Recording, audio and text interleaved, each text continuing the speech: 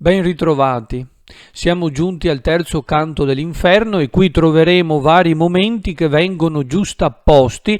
Qui non c'è ancora la grande maestria di Dante, sì, inizia a farsi sentire una discreta bravura artistica, però il modello rimane ancora Virgilio e soprattutto l'Eneide, quel grande poeta che ha deciso di onorare attraverso la scrittura della Divina Commedia. L'aveva già detto nel primo canto, nel canto introduttivo, ed è interessante perché i quattro momenti principali sono proprio questi: la porta, la visione di questo accesso, di questo ingresso nel regno dei morti, nell'oltretomba, che consentirà la catabasi infernale. Abbiamo già visto nel secondo canto come Dante non si senta affatto pronto: io non Enea, non Paolo sono. Poi incontreremo gli ignavi e qui insieme al pellegrino saremo colti alla sprovvista perché non si vede nulla, eppure qui nelle tenebre fitte si aggira un tumulto di voci, di pianti, di strida e di alti guai che subito catturano l'emotività del poeta, perché Dante prima ha visto quelle parole di colore oscuro, poi sente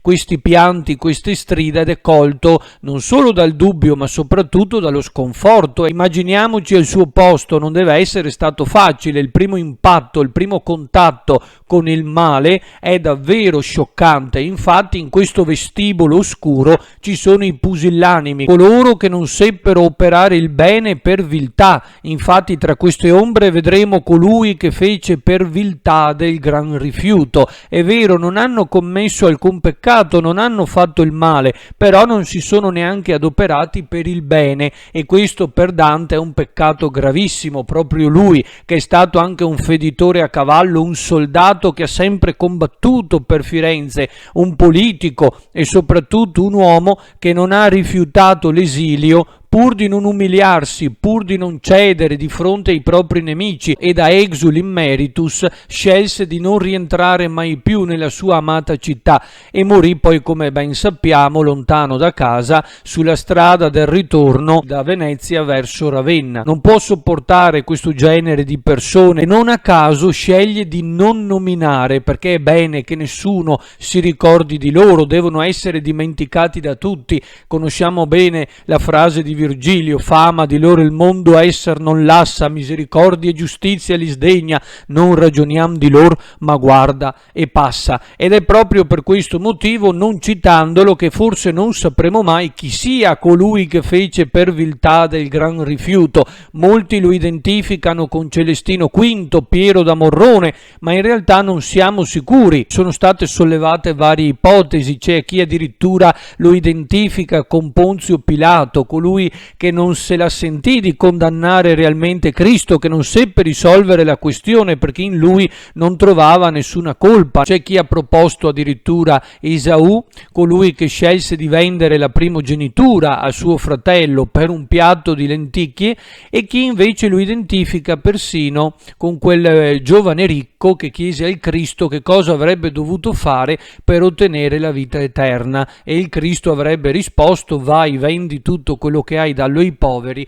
e seguimi. Ma lui scelse la via più semplice perché non seppe staccarsi dai beni terreni, perché questo nostro attaccamento è veramente difficile da estirpare, da sradicare, e questa figura in realtà calzerebbe a pennello, sarebbe ancora migliore, perché di fatto non se la sentì di fare una scelta di questo tipo, di compiere quel passo, e quindi non poté ricevere la vita eterna. Sappiamo bene che sia per l'eccezionalità dell'evento, per la novità stessa del gesto, perché nessuno prima di Celestino V aveva osato abdicare, aveva osato rifiutare il soglio pontificio, quindi era davvero una novità assoluta. Ci fu un grande scalpore e soprattutto si fece un gran clamore, se ne parlò a lungo anche molto tempo dopo l'accaduto e soprattutto quando Dante già stava scrivendo la Divina Commedia, quindi è probabile che forse si riferisse proprio a lui, perché a causa di questa scelta molto particolare permise l'elezione del cardinal Benedetto Caetani, ossia Papa Bonifacio VIII, l'odiatissimo Papa che poi causò la rovina dei bianchi e costrinse Dante a scappare da Firenze. Poi ci sarà naturalmente la visione delle anime che attendono Caronte, quel demonio infernale, il nocchiero dell'oltretomba, e infine un terremoto, un lampo di luce e poi lo svenimento di Dante. E qui vedremo che lo svenimento non è affatto casuale ed è collegato proprio all'inizio anche del canto, quindi poi chiuderò ad anello e successivamente capirete anche il perché. Quindi in questo momento notiamo che questa grande abilità di Dante non è ancora giunta al suo apice, proprio perché in questo caso abbiamo una rappresentazione non per individui ma per gruppi di insieme, cioè lui dipinge delle grandi masse anonime, che esclude però uno scavo psicologico profondo, cioè non ha la possibilità di approfondire per il momento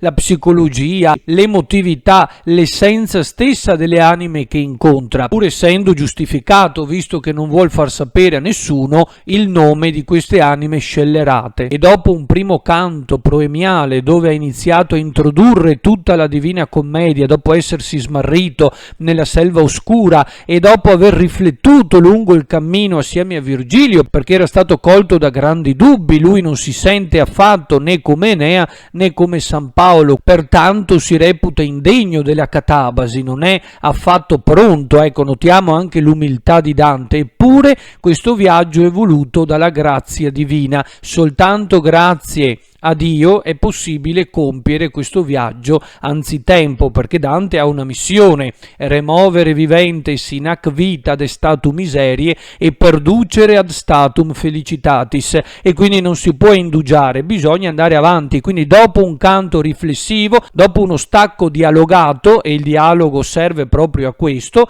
adesso nel terzo canto si entra subito in medias res, ed è un incipit così brutale, immediato, non ci viene detto nulla e ci troviamo di colpo già di fronte a quella porta, la porta infernale. È davvero un incipit ex abrupto, però in questo caso tutta la materia trattata è legata al genere epico. Finora Dante ha scritto la Vita Nova, quindi si è dedicato alla lirica, alla poesia, ha scritto quelle poesie d'amore, in particolare per Beatrice, si è occupato anche di trattati e sta scrivendo trattati, eppure contemporaneamente inizierà anche a scrivere la Divina Commedia, poi naturalmente proseguirà fino alla morte, però non essendo abituato, non essendo diciamo il suo pane quotidiano, deve necessariamente rifarsi a dei grandi modelli, deve prendere spunto da qualcuno. L'abbiamo già detto, lui non inventa nulla, non è farina del suo sacco. Certo, poi tutta la materia viene adattata, rielaborata in chiave cristiana e quindi senz'altro ha degli enormi meriti, non per nulla è il padre della poesia, però non è tutta farina del suo sacco. Soprattutto le immagini, i personaggi, molti episodi, anche molti atti, molti comportamenti, gesti anche simbolici sono tratti proprio dall'Eneide di Virgilio. E non solo, innanzitutto notiamo il nostos, il viaggio. Qui non abbiamo più Ulisse, adesso c'è l'homo viator, quel pellegrino che sta compiendo tutto un rito di purificazione dopo essere entrato in contatto con il male, a cui tutti siamo invitati, perché dobbiamo salvarci, non dobbiamo perdere la nostra vita eterna, la vita futura, la vita felice nel paradiso dopo la morte. E ci sono tanti riferimenti, per esempio a Bonvesin della Riva, a Giacomino da Verona, che l'ho già citato l'altra volta nel primo canto. Lui ha scritto quel De Babilonia Civitate Infernali, sulla città infernale di Babilonia. Pertanto vi rimando anche al primo canto dell'inferno, che è stato trattato in maniera molto dettagliata. Per la catabasi ricalca Virgilio, soprattutto per quanto riguarda il sesto libro dell'Eneide. Anche lì troveremo il vestibolo, quindi l'anticamera, prima di poter accedere all'inferno vero e proprio. Ci sarà il fiume Acheronte, abbiamo molti personaggi mitologici tratti sempre anche dall'Eneide, come Caronte, Minosse, Cerbero, il cane a tre teste. E se questo non vi basta, aggiungo anche un'altra cosa, per esempio l'atto di abbracciare 3 volte l'anima del padre Anchise. Vi ricordate? Enea fa questo gesto, tenta anche di abbracciare 3 volte la moglie quando rimane indietro mentre stanno fuggendo da Troia, però è soltanto uno spirito, lei è morta. morta e quindi non riesce, no, ad afferrarla. Ulisse fa la stessa cosa quando tenta di abbracciare sua madre nel regno dei morti, e Dante tenterà anche lui di abbracciare più volte il grande amico Casella, quel poeta che poi troveremo nel secondo canto del Purgatorio. Un altro riferimento può essere per esempio il vestibolo, quindi l'antinferno. Quando Enea scende nell'inferno c'è l'antinferno anche lì, e in quel punto Enea trova i morti insepolti, i quali non possono accedere all'inferno proprio perché non sono stati seppelliti, non hanno ricevuto degna sepoltura, e qui troviamo appunto i pusillanimi. Il primo cerchio dove effettivamente soffrono i dannati, dove vengono torturati, è quello dei lussuriosi, e il primo gruppo di dannati che incontra Enea è quello delle donne morte per amore, quindi anche qui un'altra analogia. Per me si va nella città dolente, per me si va nell'eterno dolore, per me si va tra la perduta gente. Ecco, già solo queste prime tre frasi anaforiche, martellanti, colpiscono subito l'homo viator. Il pellegrino si arresta e sopra la porta trova questa iscrizione, che poi continua naturalmente, però è interessante perché nel primo verso pone l'attenzione sul dolore, è una città dove si soffrirà tantissimo. Nel secondo verso invece pone l'accento sulla durata di questo dolore, non finirà mai, durerà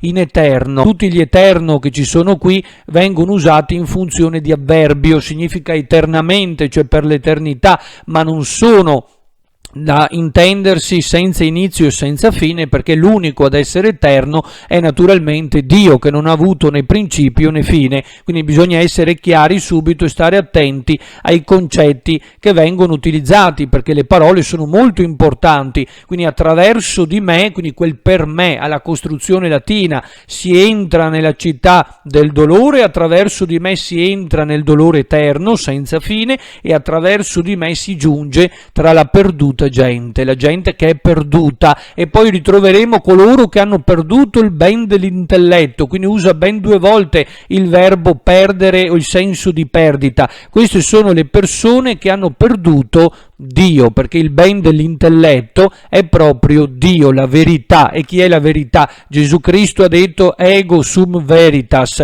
io sono la via, la verità e la vita, quindi è Dio, il sommo bene. Hanno perduto la possibilità di vivere per sempre con Lui e sono finiti all'inferno. Non a caso Aristotele nell'Etica definisce il ben dell'intelletto la verità, il vero. Ecco, in questo caso nel mondo cristiano naturalmente è Dio, il sommo bene. Metaforicamente, simbolicamente, che cosa hanno perduto queste anime? Naturalmente la capacità di discernere il bene dal male, non lo sanno più distinguere, quindi hanno peccato, sono stati indotti alla tentazione e si sono perduti l'anima. Giustizia mosse il mio alto fattore, è stata la giustizia a muovere, quindi a spingere il mio alto fattore, quindi a spingere Dio a crearmi. Fecemi la divina potestate, mi ha fatto la potestà divina, la divina potenza. Notate il chiasmo, la giustizia mosse, mi fece la divina potestate, soggetto verbo, verbo soggetto, costruzione a chiasmo, la somma sapienza e il primo amore. Ecco il tricolon, la divina potenza, la somma sapienza e il primo amore. Padre, Figlio e Spirito Santo. Sopra la porta dell'inferno è incisa la Trinità. Però di tutti questi la qualità più importante che ha spinto Dio a creare l'inferno è stata la giustizia, ed è molto interessante perché questo fatto pone un delicatissimo problema anche teologico. Com'è possibile che un Dio di amore, di carità e di sapienza abbia potuto creare un luogo di eterna sofferenza? È un dilemma che va avanti da secoli. Infatti per molte confessioni religiose, in particolare per i testimoni di Geova, Dio non avrebbe neanche mai pensato lontanamente di far soffrire le sue creature. Infatti per loro l'inferno di fuoco non esiste, per loro è solo un'invenzione della Chiesa e delle altre religioni. Quindi loro parlano di morte dell'anima, quindi della seconda morte, come di distruzione dell'anima, cioè l'anima verrebbe cancellata e distrutta per per sempre, gettata nel lago di fuoco e polverizzata, potremmo dire noi. Quindi la pena per i veri peccatori, per coloro che non si pentono, sarebbe quella di morire per sempre, cioè di non rinascere mai più, di essere distrutti e cancellati da qualsiasi mondo terreno o spirituale. Però ecco, molti teologi si sono interrogati su questa cosa, però Dante segue insomma i padri della Chiesa, la dottrina, la teologia, tutte le riflessioni del tempo. La bontà e la giustizia devono andare di pari passo, cioè sì, Dio è buono e quindi perdona fino in punto di morte, però nonostante il perdono cancelli il peccato, quindi quello viene rimosso, la colpa che uno ha commesso viene rimossa, ma non può essere cancellata la pena che uno comunque deve scontare. Detto in altri termini, anche lo Stato poi mi riabilita, però non per questo non finisco in carcere, devo comunque pagare per quello che ho fatto, e quindi poi si richiede che al peccato si renda la pena dovuta. Però vi sottolineo questi aspetti perché sono davvero molto profondi, molto importanti, ed è questo il modo giusto per capire non soltanto la Divina Commedia, ma anche come la pensassero all'epoca, quali fossero anche i dilemmi morali, teologici, quindi anche le ripercussioni pratiche nella vita di tutti i giorni delle persone. Dinanzi a me non fuor cose create se non eterne, e io eterno duro. Prima di me non furono create cose se non eterne, e io in eterno duro, e io durerò, cioè esisterò per l'eternità, cioè di nuovo avverbio per sempre. Prima della creazione dell'inferno che cosa esistevano? Solo le cose incorruttibili, quindi Dio, gli angeli naturalmente, quindi le prime creature angeliche, i cieli, tutto ciò che non è corruttibile. Tutto invece ciò che è corruttibile è stato creato dopo, in un secondo momento naturalmente. Basti leggere Giovanni 1:1. L'inferno nasce dopo la disputa, dopo quella guerra celeste tra Dio e Satana. Poco tempo dopo averli creati, Lucifero e tanti altri angeli si schierarono contro Dio. Dio poi li scagliò giù dal paradiso e venne creata quindi la voragine infernale. Poi arriva la celebre frase: lasciate ogni speranza voi che entrate. Tutti coloro che entrano qui dentro devono abbandonare qualsiasi tipo di speranza, cioè non c'è più alcuna possibilità, hanno esaurito tutte le cartucce di poter uscire, quindi chi entra qui soffrirà per l'eternità, cioè non ci devono essere dubbi. Queste incisioni, queste scritte sono chiarissime, quindi non c'è possibilità di dubbio. Quindi quando poi arriveremo a dire che queste parole di colore oscuro, non si può più intendere che siano difficili da capire. Questo tipo di lezione deve essere scartata, ormai deve essere eliminata. Molti ancora la insegnano, ma non è così, perché Dante capisce perfettamente il messaggio. Tra l'altro quella frase lì famosissima, lasciate ogni speranza voi che entrate, viene ripresa anche per contrasto dalle Eneide di Virgilio. Facilis descensus averno, cioè facile scendere nell'inferno, nell'averno, sed revocare gradum et superas evadere ad auras, hoc opus hic labor est. È facile scendere quindi nell'averno, la porta dell'atro dite è aperta notte e giorno, ma tornare indietro e uscire di nuovo all'aria aperta, questo è lo sforzo più difficile, è chiaro, cioè nell'inferno cristiano non c'è più questa possibilità, è difficile risalire, però si può fare nel mondo pagano, ma in quello cristiano assolutamente no. Interessante però anche questa reminiscenza virgiliana. Tutte queste parole sono incise al sommo d'una porta, cioè sopra la porta, e la porta non è una cosa casuale, perché questa porta è un'immagine biblica, quindi qua c'è una grande solennità anche biblica, la costruzione latina e ora la ripresa dalla Bibbia, per esempio da Matteo capitolo 5 il versetto 20: larga è la porta e spaziosa la via che conduce verso la dannazione, la perdizione eterna, e quindi qui abbiamo una grande porta attraverso cui entrare, cioè attraverso cui passano moltissime anime che provengono da tutto il mondo. E poi ricordiamo le parole di Isaia dal capitolo 38 al versetto 10: in dimidio dierum meorum vadam ad portas inferi, alla metà dei miei anni, dei miei giorni, andrò alla porta dell'inferno. Quindi anche lì si parla della catabasi, proprio nel mezzo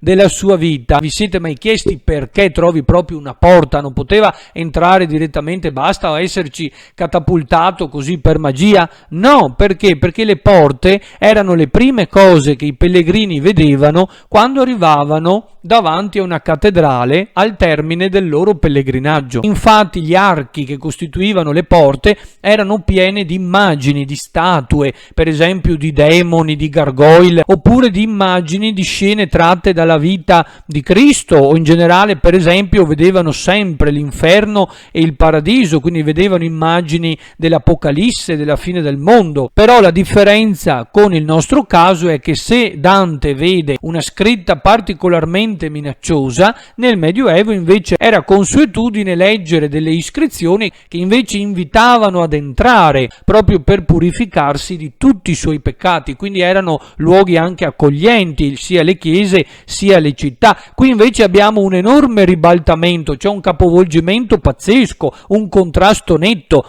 Quindi alla città di Dio, al De Civitate Dei di Agostino, qui Dante invece contrappone la città infernale, il regno di Satana, il principe delle tenebre. Quindi l'immagine quasi scoraggia ad entrare, se potesse tornerebbe subito indietro. Queste parole di colore oscuro, parole scritte a caratteri neri, quindi con un colore scuro, quindi probabilmente un colore tendente al nero, comunque scuro, vidi scritte al sommo d'una porta, le vidi scritte sopra la porta, per cui io, maestro, il senso l'orme duro, ecco, non è oscuro, ma il senso mi è minaccioso, o in qualche modo mi crea angoscia, mi crea dei dubbi. Già era titubante, dobbiamo collegarlo anche al canto precedente, già lui aveva molti dubbi sulle proprie capacità e soprattutto se fosse degno o meno di intraprendere un viaggio simile. Non lo possiamo intendere come una qualcosa di difficile da comprendere. C'è però una ipotesi interessante.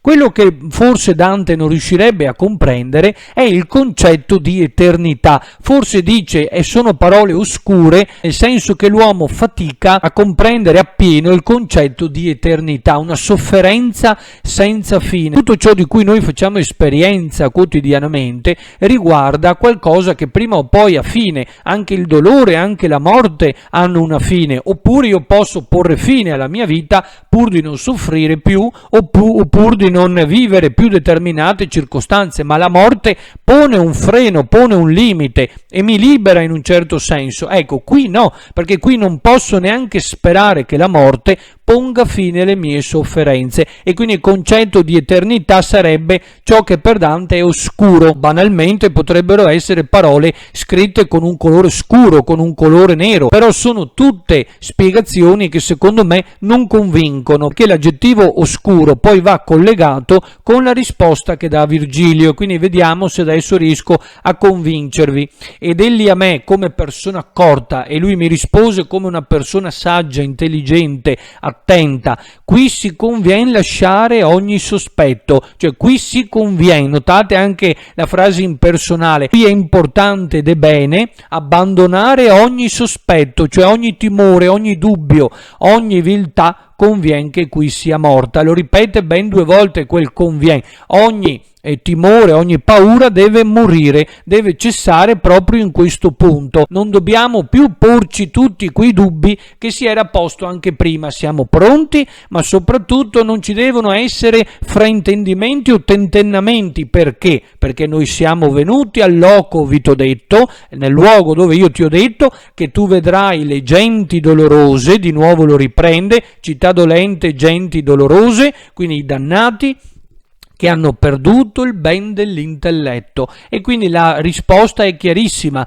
Qui ci sono coloro che hanno perso Dio, che hanno perduto quella possibilità. Ecco perché è oscuro, cioè suscita un po' di timore, un po' di titubanza. Già era pieno, poverino, di paura, era già terrorizzato prima, adesso ancora di più. Ma Virgilio chiarisce: non ti devi preoccupare, perché qui vengono solo coloro che hanno perduto Dio. Io, voi e soprattutto Dante non siamo ancora coinvolti in questo fatto, perché abbiamo ancora la possibilità possibilità di salvarci. Ecco perché non può avere il significato di oscuro, di incomprensibile, perché si capisce perfettamente la frase. Quindi in realtà dice: siamo sicuri che non riguardi anche me? Cioè Dante ha paura che anche per lui siano perdute tutte le speranze. In realtà Virgilio dice no, solo per coloro che hanno perduto il ben dell'intelletto, cioè lui è ancora vivo e quindi può salvarsi e soprattutto redimere l'intera umanità. E poi che la sua mano alla mia pose, con lieto volto ond'io mi confortai, mi mise dentro alle segrete cose. E dopo avermi porto la sua mano, con un volto lieto, quindi sorridente, sereno, ond'io mi confortai, grazie al quale io adesso presi conforto, quindi mi rassicurai, mi condusse in un luogo segreto, cioè in un luogo dove nessuno era mai stato fino a questo momento, e quindi andrà a scoprire cose che finora sono state precluse a tutti noi. E a conferma quindi della lezione che vi ho detto io, insomma questa lezione un po' diversa rispetto a quella a cui siamo abituati e che hanno insegnato per molto tempo, conferma poi anche l'explicit di questo canto, perché alla fine Dante viene rassicurato. Le parole di Virgilio sono importanti, perché cosa troviamo anche nella Summa Teologica di Tommaso d'Aquino? Una frase molto interessante che Dante conosceva sicuramente: homo nullo modo potest resurgere a peccato per se ipsum sine auxilio gratiae,